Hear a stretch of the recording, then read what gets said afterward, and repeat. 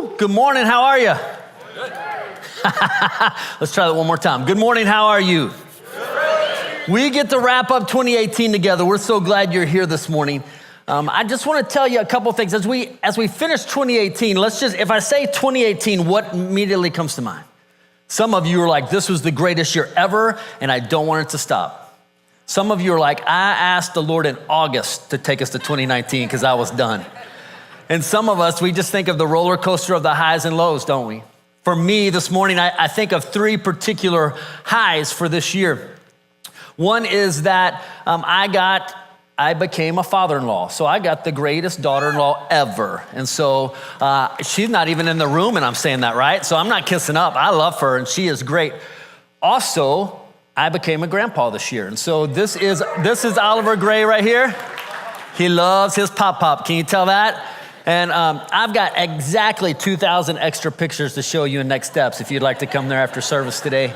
And then the third thing, it's actually culminating in the new year, but I am changing positions here at Compass, and I am now going to be the international outreach pastor, meaning I will be over all of our international missions and working with our partners in our team of how we mobilize Roanoke and Fort Worth and North Richland Hills and Colleyville to partner with people around the globe and to put us on mission with them to pray and give and go and support. You haven't chased me out of Roanoke, so if you're like, yes, he's gone, that's not true. So my family and I continue to worship here. This is home campus. My kids go to Wednesday night here and are involved in the student ministry. Our family serves here, so we love this campus. So I just want you to know that. So that's really exciting to see what God has on the horizon for you and us together. This is the great thing. I didn't really have to choose. Do you want Roanoke or missions? Missions or Roanoke? It's a both and. So that's a win, right? And so I'm super excited about that. Maybe you're saying it's a win for you, but we wanted you to go away. And so that's okay. Right? Honesty, that's the best policy, right? But there's some things in life that you don't get to choose both. You have to choose one or the other, right? There's simple things like paper or plastic, cash or credit.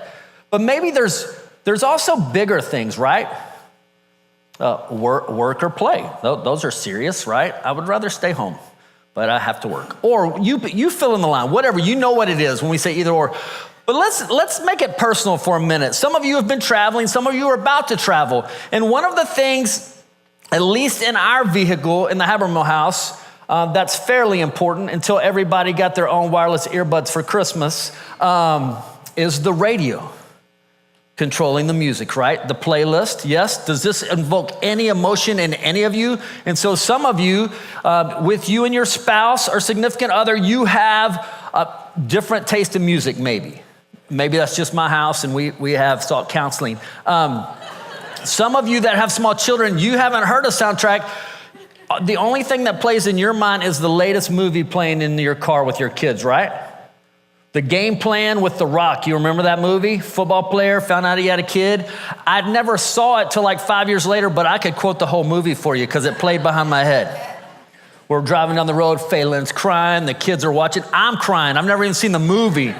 I'm like, he just needs his daughter back. And so, but what is it? What is the music that invokes you and that as a family or as a couple or as an individual inspires you? What's that playlist? You're going on a road and this is what I need. So we're going to poll the room today. Going to throw a little family favorites from the Habermill crew. I threw in a few extras. Some of these aren't our favorites, but one or two of them in the mix. There's one in each set. Here we go. Here's the first ones. Coming out of Christmas, Bing Crosby, Merry Christmas. Anyone like Bing Crosby? 3 of you, thank you, we love you. Or Pentatonics Christmas. Okay, we're getting somewhere. You're alive, that's good. Let's go to the next one. We've got Journey or we've got Def Leppard. Yes, children of the 80s, love you. All right, third one. We've got Adele or we've got Taylor Swift.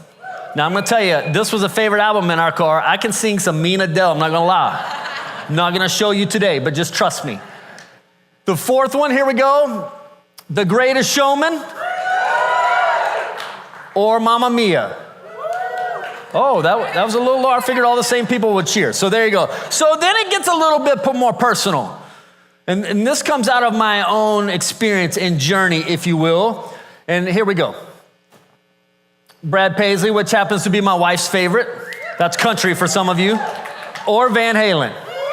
Yes. So that's created some interesting dynamics in our car. So early on in dating, we're driving home from college, and I found this rule. I was told this rule that became a life rule in our car, that whoever drove got to control the music.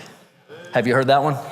I didn't make that one up. I had no control of it, matter of fact. I found that out about a year before we got married. Got no control over that. My wife and I have grown in our relationship a lot in 24 and a half years. I have come to love country music. Well, I said love's a strong word. I've come to like country music more. And she loves country. And we'll leave it at that. And so, but think about songs, how they evoke emotion, how they stick with you. Some of you remember the song when you first met your spouse, or a song that met you in a time of need, in a special place.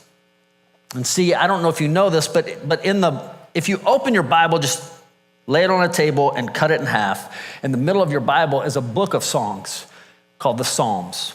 And it's 150 songs written by various authors, a lot of them written by King David. And those were simply songs of the highs and lows of life, kind of like someone had reflected on the previous year of what God had done or was doing or they needed them to do in times of despair and in times of victory. And today we're going to focus on a little bit coming out of 2018. When we think about, you and I think about the highs and lows of 2018, how do we take that and then go into 2019? There's one particular section of the Psalms, Psalms 120 through 134, called the Ascent Psalms. And it's a pretty amazing group of songs. There's 15 songs in the Ascent Psalms. And back 16 years ago, a pastor friend of mine gave me this book, and it's called Long Obedience in the Same Direction by Eugene Peterson. Rev Kev talked about Eugene a couple of weeks ago and how he had just passed away. And if you're familiar with the Message translation of the Bible, he did that. And this book just takes each one of these psalms and spells it out. And so it was very powerful for me. In fact, I first taught this psalm to high schoolers because it really moved me and changed me. And one of the things I want you to know today, this could seem like, man, this is a heavy message for the end of the year, CM. What are you thinking? And I'm simply thinking this, is that I need a tune that's going to carry me through the next year. I need a playlist. I need something that I am going to sing and remember, and it's going to be on my tongue. See, the Ascent Psalms were 15 songs that were sung by the children of Israel when they went up to Jerusalem 3 times a year. Jerusalem sits up in the mountains. And so as they journeyed to Jerusalem from all over the country and neighboring countries, they took this trek into the hills. And when they did, they sang these songs to remember God's grace and to also erase fear from this long, treacherous journey into the mountains. See, we know this too because in the New Testament, it talks about in Luke 2 that Jesus' parents were taking him up. He was 12 years old, and it said at 12 years old, his family traveled up to Jerusalem on this journey. Remember that story? That's where Mary lost the Son of God. Remember that? They're coming back, they're headed home, and Mary looks around and goes, "Where is he?" And he was still back in Jerusalem, teaching, and as a 12-year-old, teaching all the teachers of the law. But they journeyed just the same. And so for you and I this morning, we're going to jump into this. Can I go ahead and give you the point today so you don't have to take any more notes? Is that cool? Or you can go to sleep or go back into your candy coma from Christmas, whatever. Yeah? It's simply this. This is where we're going to reverberate this morning. In the hardest moments of life, God is always present. In the hardest moments of life, God is always present. See, why are you going there? Because this is the deal. I could be wrong. I don't have maybe great research, but in the greatest moments of life, we don't question whether God's there, do we? We got the job we wanted. We got whatever, fill in the blank. Great things happened. We don't go, "God, where were you? Where was God in this time?" Because we always celebrate, even people who don't necessarily walk with God. They win an award, they stand on a stage, they look in the camera, and they go, "I want to thank God." We score a touchdown, national TV, we point to heaven. We talk about blessings when we get the stuff we want and maybe even we need. But in our lowest moments, in our hardest moments, that's when the questions creep in. Maybe it's just me, but where are you? Where was he? He didn't show up. Did he sleep in? And so this morning, we're going to be reminded. In fact, I don't know about you, but for some of us early on when we became Christians and met Jesus, we were unaware or unprepared for how soon we would hit frustration and trouble.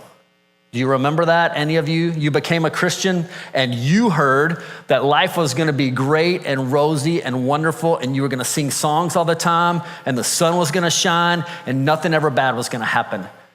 And then a week in, something happens. And you're like, wait a minute, what's going on here? And this psalm today is going to help retune us for what it means to truly follow God. Go with me for a second. Maybe this has happened to you. Let's just say, for example, I'm in my backyard. My lawnmower is on its side, meaning it's not working. Yes? So it's time to take off the blade. And so I go and get the tools. And it's time to take the little nut off of the lawnmower blade. And as I go to turn it, remember I learned early on from my dad, lefty-loosey, righty-tighty, right? So I am working that thing. In theory, yes. So in theory, trying to get this blade off, working it doesn't work, put all muscle into it. I've gone to the gym for 11 months, so I should be able to do this, yes. And so I'm trying. So then I remember my dad saying, if you put a pipe on the end of it, give yourself a little leverage, put a little leg in it, you'll get this thing off. So I'm trying now. I'm starting to get frustrated. Luckily, the family and the dog aren't in the backyard. And so then I remember, you know what? If you hit it with something, then maybe you'll jostle it loose. So just as you're at the point, remember, this is theory. So holding a rock, brick, whatever you got, stone, about to hit it, shake it loose, hopefully. And your neighbor peeks over the fence and says, hey, neighbor, I don't know if we have the same lawnmower or not, but for me, the nut on my lawnmower is reverse. It's not lefty-loosey, it's righty-loosey. Okay, just as the stone's about to hit my lawnmower. And so, well, let's try that. So put it back on, turn it, and then it comes off. Totally different way of thinking, isn't it? If you've never changed the blade on a lawnmower. That's what Psalm 121 is going to be for us this morning. In fact, it's simply this. Eugene Peterson says this. Psalm 121 is the quiet voice gently and kindly telling us that we are perhaps wrong in the way we are going about the Christian life, and then very simply showing us the right way. Today, Psalm 21 is simply the neighbor poking his head over the fence and saying, hey, there's a different way to do it. Let's hop in this morning. First verse of Psalm 21 says this, I lift my eyes up to the mountains. Now, I want you to see the imagery of what some of the mountains would look like heading up to Jerusalem. So these are just a few images. In fact, depending on where you traveled, if you came out of the desert and went up through the Judean mountains, trekking up, you can see just the ruggedness, just the sheer cliffs and climb that this would be. This wasn't an easy journey that they were on. And so as they're preparing and going on this multiple day journey with a lot of people, they pilgrimaged up there 3 times a year for all of these feasts. And so as they did this, this is what they sang. I look to the mountains. And then he continues, where does my help come from? My help comes from the maker of heaven and earth. So they're walking, the psalmist is writing, I look to the mountains, and then he says, where does my help come from? Why does he say this? If you look at these next pictures, these show just the layers of hills. See the hills? And as you look out, you would just see those. And this is what's happening as the children of Israel are trekking up this road into the mountains. On either side of them are multiple hills and mountains, and as far as they can see are shrines and hilltops that have been carved out off the top and set up with shrines to false gods. There's all kind of pagan worship going on all of these hilltops. At night, they can see the fires. At day, they can see whatever's going on. And so if you have any problem in your life, you go to one of these shrines. You go to one of these false gods for hope. And so you're having problem having kids. You go to the fertility god and do God knows what over there. And you go to these other things. And the false worship that happened on these hillsides were gross and disgusting. And whether it was to the sun god or whoever, Baal and Asherah are two of the gods that are false gods that are talked about a lot in the Bible. But there were all of these shrines all over. And literally the psalmist is saying this: I look to the mountains. Where does my help come from? Does it come from the false god of work and prosperity? Does it come from the false god of happiness? Does it come from the false god of fill in the blank? No, it comes from the maker of heaven and earth. That's how he starts the journey.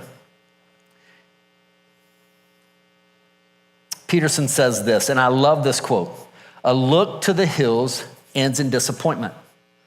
A look to the hills ends in disappointment. So just to set the stage, as we're making this trek up the mountain, automatically we're tuned in. I look to the hillsides, to the mountains. Does my help come from them? No. My help comes from the maker of heaven and earth. In the hardest moments of life, God is always present. Then he continues on. Verse 3, he will not let your foot slip. He who watches over you will not slumber. Indeed, he who watches over Israel will neither slumber nor sleep. The Lord watches over you. The Lord is the shade at your right hand. The sun will not harm you by day, nor the moon by night. So if we read this, if we're not careful, we read this passage and go, wait a minute. He just says that we're never going to stumble and have a problem. That my foot is never going to leave the path, that the sun is never going to overtake me. And in those days when they talked about, some of your translations might say moonstroke, meaning when anything happened like illness or something that they thought someone was crazy, they had an illness that stirred them, they called that moonstroke because they believed the moon had certain powers or whatever. And so those are some of the things he's talking about in here. But is that really what he's saying? That God's never going to let anything happen to you? Because I think if we took a poll in here of all of us who have walked with Jesus for a day or for 40 years, I think we're all going to say we've at least stumbled and fallen once. Yes? I'm taking an unofficial poll. Yes, I see a few heads moving. We're going to say everybody. All right? Sorry, that's a preacher count. That was really bad. So here we go. So with that, this is what's really interesting. And I'm just going to read this to you out of my notes. Can I do that? The psalm doesn't promise we won't stub our toe, but it promises that no injury, illness, accident, or distress will have evil power over us. It cannot separate us from God's will and purpose in us. See, if you are new to the Bible, or if you've read the Bible for a long time and you've become numb to a couple of things, and maybe you have, I know I have at times. If we read through the Bible long enough, we see that it's not all rosy for those who follow God. We will stumble. Our foot will slip off the path. There will be things that happen. Illness will come upon us. Heartache will happen. But God promises that evil will not overtake you and I that follow him. He is with us. He is present. He is not an innocent bystander. He hasn't run to the store and neglected you. He is there. And that is a great reminder for me. Hopefully it is a great encouragement for you as we go into a new year, because automatically some of us are thinking back to 2018 and you have one moment in your mind where you can think, I'm pretty sure he wasn't there. And you might have even had said it out loud. Where were you? Why didn't you show up? But if we sit long enough and think about it, we can probably figure out he really was there. And so as we continue into this, the word here that sticks out for me is this word called providence. Providence is the protective care of God. And when we talk about the providence of God, the fact that he's present and he cares and he walks with you and he, yes, lets us endure some things that are hard and some things that are painful. But he's never going to let evil overtake us. Let's be honest. Some of you can think of really hard times that you wish hadn't happened. We all have those. But for some of us that have come down the road a few years, we see how some of those things have shaped us and made us a different person and shaped us to trust and follow a God where we're no longer desiring to look here as much as we're desiring to look here. Then verse 7, the Lord will keep you from all harm. He will watch over your life. The Lord will watch your coming and your going, both now and forevermore. God is desiring to be with you every step, from when you leave the house and you go through your work and your journeys and your play and whatever, to when you come home. And from right now to forevermore, for eternity. He doesn't have a time limit. I'll tell you what, if CM doesn't get his act together in 30 days, I'm done. Stepping out. I got better contracts. He's with us both now and forevermore. That is great comfort to me. I don't know about you, but I think of different times in my life where I've looked to the hills instead of looked to him. In 2004, Phelan and I were in the midst of a season where we had been without a pastor at our church for 5 years. A lot of change in our church in Houston, and God was doing an amazing work there in the midst of all that. But in that particular season for our family, I was really, really dry. Burned out is probably the better way to put it, and burned up. We get to the end of this time, we've got a new pastor coming, and I had hoped for some changes in position, and that didn't happen. And honestly, I just started to shut down. We got to the summer and fall of 2004, and things were just not good. Like I wasn't doing well spiritually. I was in shambles. Emotionally, I was a wreck. We laugh about this now, maybe we do, but I like to eat, right? And I really love ice cream.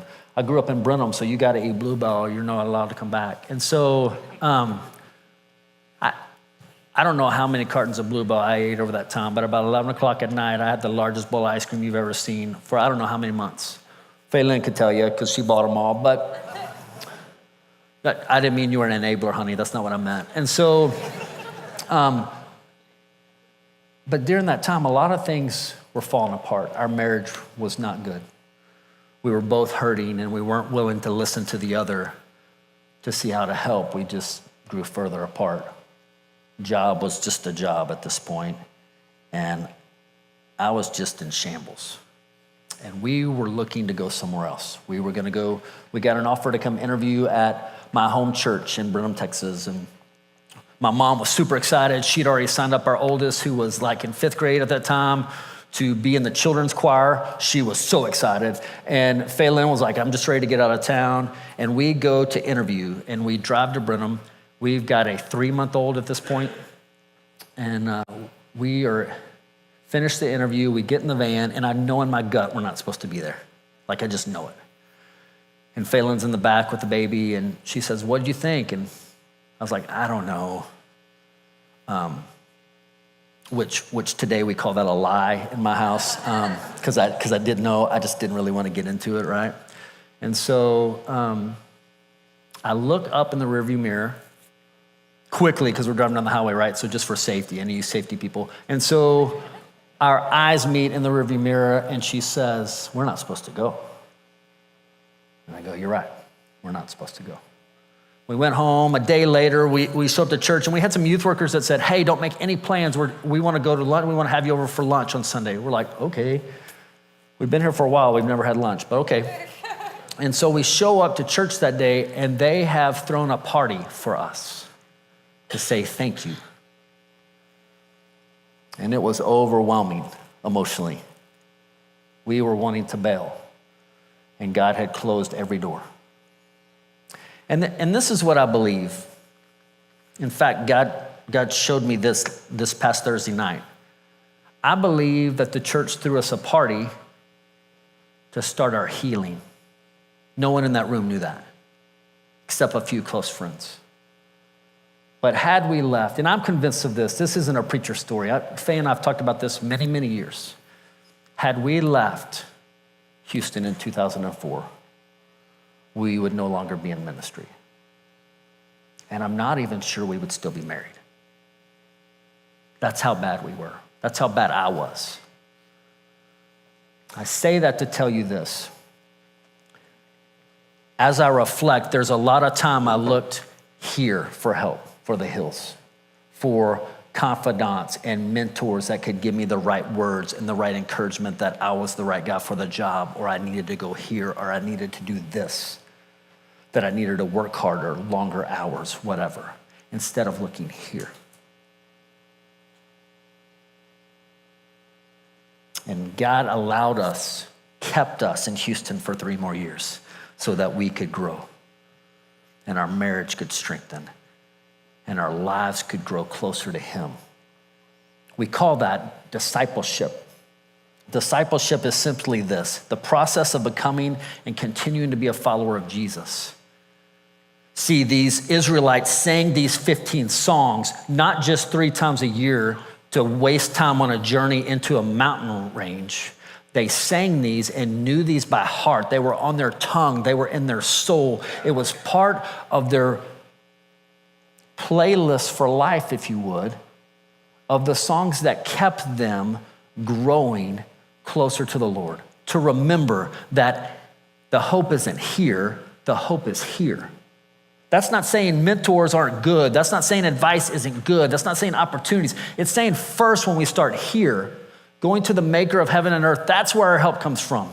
He uses other things in our lives, but He should be our first source, not our last minute Hail Mary.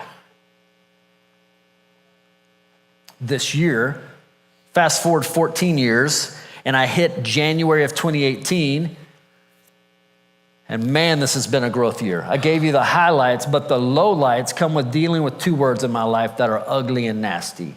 1 is pride, and 2 is control. For those of you who have adult children in the room, holy cow, that's a hard journey, right? Sorry for all of you that have newborns and you're like, oh my gosh, he gave me no hope. But it's really not about my adult kids. It's about my heart. And realizing that control. I'd be like, God, they're yours. I give them to you. And then I'm like, hey, can you loan them back for like 10 days so I can fix it and then I'll give it back to you? Which, by the way, never works out. Never. And man, it's been this, I had to go through those lower parts. I had to be reminded that my help doesn't come from the hills. It comes from the maker of heaven and earth. And maybe that's the reminder we collectively need to start 2019. I don't know what it is for you. Maybe simply one thing has stuck out to you this morning. In just a moment, the band's gonna come out and they're gonna play, and we wanna give you an opportunity to start 2019 in a different way. And there's a couple of different ways to do that this morning. Number one, if you just need prayer, if there's something that is, man, you just feel beat up. 2018 has not been good. Or maybe 2018 has been great, but you're reminded that this should be the focus and not this. Because sometimes in the good times, we start to look to the hills instead of looking to the maker of heaven and earth. Maybe for some of you, you hear this and it sounds good, and you literally showed up this morning without any hope. And we would love to introduce you to hope. His name is Jesus, and He is life-changing. And so this morning, when they play and we stand up, we would love for you to come forward. If you want to pray with some of us down front, if you want to meet Jesus this morning, maybe you want the discipleship word stirred you. Rooted is the way we do discipleship here. And it's an 11-week process that starts an experience that starts with a group of people, and we grow together with God and each other, and we find our purpose. And maybe that's what you need. You say, this is only my first Sunday. I can't tell you how many people have signed up their first Sunday they came to church here to get in. It still blows me away. Right, Nate Smith, wherever you're at? It's just amazing. And so, but also, those of you in the room that did Rooted 2 years ago, don't tune me out. Maybe it's time for you to hop back in. Maybe your group has fizzled. Maybe life has changed and thrown you some curveballs, and you need to be reminded that that day in, day walk of discipleship, that journey, that daily pilgrimage to knowing He, the maker of heaven and earth, is who we look to. Maybe it's something as simple as coming down front this morning and signing up for Rooted, saying, hey, I just want to put my name down, and we will contact you in the front of the year, beginning of the year. I don't know where that came from. Maybe you want to go on a mission trip and look at that. Come down and talk to one of us and let us help you this morning. 2019, how do we walk into it knowing ahead of time that in the hardest moments of life, God is always present? That doesn't mean that everything's going to be terrible this year, but that means when curveballs are thrown and we're looking to the maker of heaven and earth, we know He's with us. We know He's present. When the business deal goes south, when trouble comes to our household, when we're not sure this is the job that God has created me for, we know that He has the answers and He is near. Do you believe that? Church, has that taken set and a hold of your heart and in your bones? That's my prayer for us as a church and a movement of people in the year 2019, that people would see us and wonder, what playlist do they have going? Why do they live and journey in such a way that no matter what comes, they always look with great hope? Would you pray with me? God, we love you and we praise you and we thank you, maker of heaven and earth. God, you are amazing. And God, we just ask for all of us in the room. All of us have a next step to take. All of us have something that you are doing in our lives. And this morning that we would, without fear, step forward for prayer.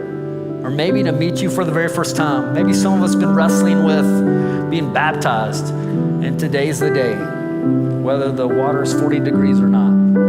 We just want to draw a line in the sand. Maybe for some of us, it's to be discipled and jump into this, because God, we need you.